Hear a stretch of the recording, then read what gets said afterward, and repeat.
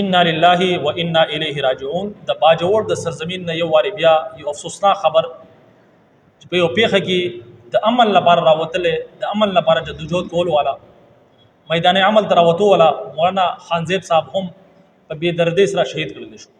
یقین وکړئ چې داغه ویډیو نه داغه خپل ویډیو داغه چې کوم اولاد دي ماشومان دي داغه جړه چې کوم ویډیوګانې دي په سوشل میډیا باندې هغه د کتون دي انسان نشي کته زګ جمنګ اولاد والي الله رب عزت زمنګ د داسې حادثاتو حفاظت وکړي. لیکن د افسوس خبره دغه ده چې تر څو پورې به د پښتانه خپل د جنازې اوچتي د ځوانانو د بوډاګانو د ماشومانو د زنانو تر څو پورې به د جنازې اوچتو تر څو پورې به دماکی کیږي او دغه شانتي نامعلوم افراد به ټارګټ کیلینګ کوي. نو د دې ټولو نه غټ مجرمان څوک دي؟ د دې ټولو نه غټ مجرمان زمونږ د پښتنې د معاشرې چې کوم خلک دي دا پخپل دي. ځکه چې پښتانه ټول تقسیم در تقسیم دي، یو په یو پارټي کې دي، بل په بل پارټي کې دي، یو په یو پسې منډي وي، بل په بل پسې منډي وي.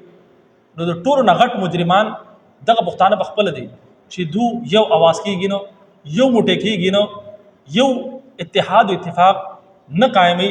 نو تر هغې وجې نه دغه شانتي راپېښې کېږي او دغه شانتي زمونږ چې کوم نسلونه دي دا به ختمېږي.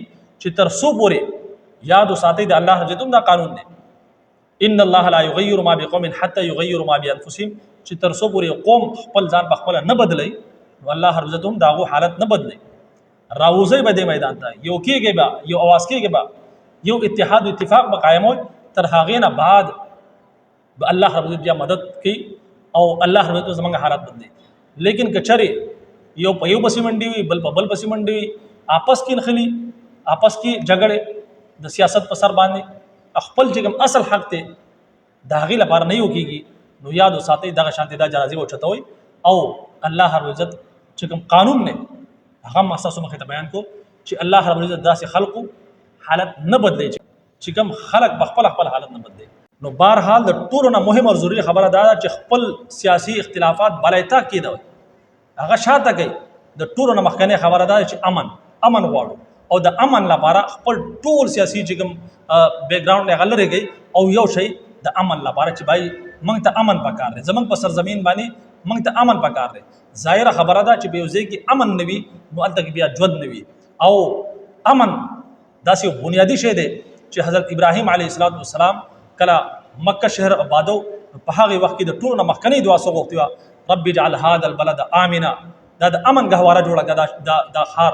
نو په کوم ځای کې امن وي نو دا د بنیادي شی دی چې امن وي د زندګۍ د تېرولو لپاره. لیکن که چېرې امن نه وي نو دا یقیني طور پر دا د دې علامت دی چې دا ځمکه دا سرزمین دا د پاتې کېدو لایق نه دی. نو بهرحال په دې حوالې سره یو شی او یو اواز یو موټی شی یو اتحاد او اتفاق قایم کړي او ریاست ته دا خبره کېده جناب موږ ته امن پکار دی. او که چېرې تاسو موږ ته تحفظ او امن نشي راکولی نو بیا زموږ اختیار جوړېږي چې موږ په خپل ځان ته تحفظ ورکو. بیا په دغه کې تاسو کار نشي ساتلی.